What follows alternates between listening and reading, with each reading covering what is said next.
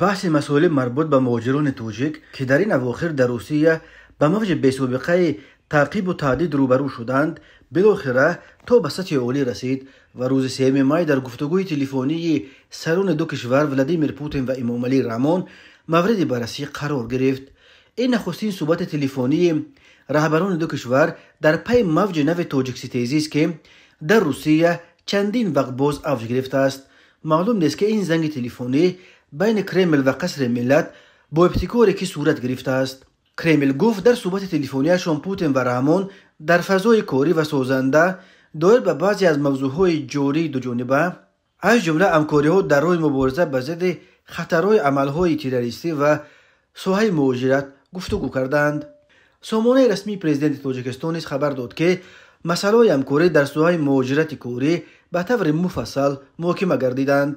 به نظر میرسد جانب تاجیکستان را مشکلات به سر مهاجران کاری تاجیک آمده سخت نگران کرده است. درباره اینکه پوتین و رحمان در این مسئله برای تاجیکستان ایوتن مهم مهاجرت به چه قرار رسیدند تفصیلات چندان داده نشده است.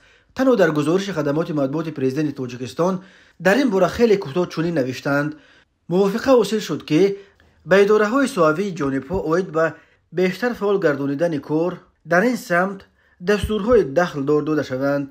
همچنین وضع پیش آمده را پوتین کوشش رخنه ایجاد کردن در بین روسیه و تاجیکستان نامیده گفته است. تلاش‌های اخیر نیروهای معین برای به طور سنی شدت دادن وضع در اطراف مهاجران کاری که به روسیه از خارج از جمله از تاجیکستان وارد می‌شوند یک جای پیشگیری کرده می‌شوند و آنها می‌توانند مناسبت‌های برادرانه با گذشت ایام سنجیده شده مردم دو دولت را خلل‌دار نمایند.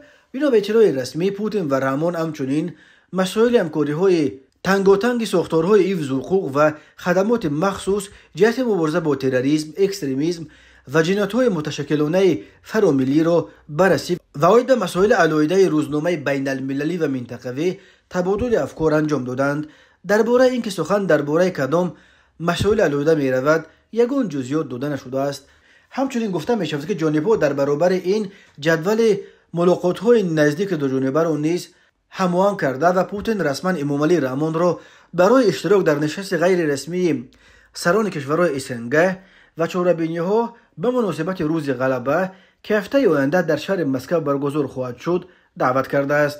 این در حالی است که اخیراً در شبکه‌های اجتماعی نامه‌ای به نام پوتین با امضای لیانید سلوتسکی رئیس حزب لیبرال دموکرات روسیه نشر شد که در آن از پوتین تقاضا کرده می شود که پرزیدنت‌های ازبکستان و تاجیکستان یعنی شفقت میرزا و امامعلی رحمان را به جشن غلبه به مسکو دعوت نکنند.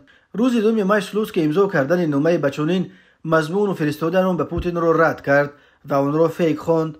اما بسیاری از سیاستمداران روس همچنان به شدیدتر کردن برخورد نسبت به شهروندان تاجیکستان پایفشاری میکنند.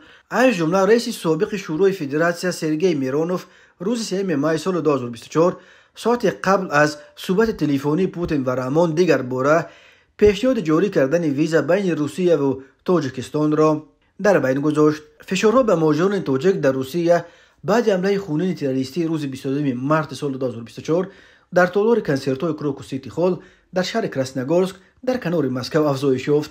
این حمله 145 کشته به جا گذاشت و 17 نفر از 19 نفری با اتهام دست داشتن در این حمله دستگیر شده زادگان تاجیکستانند.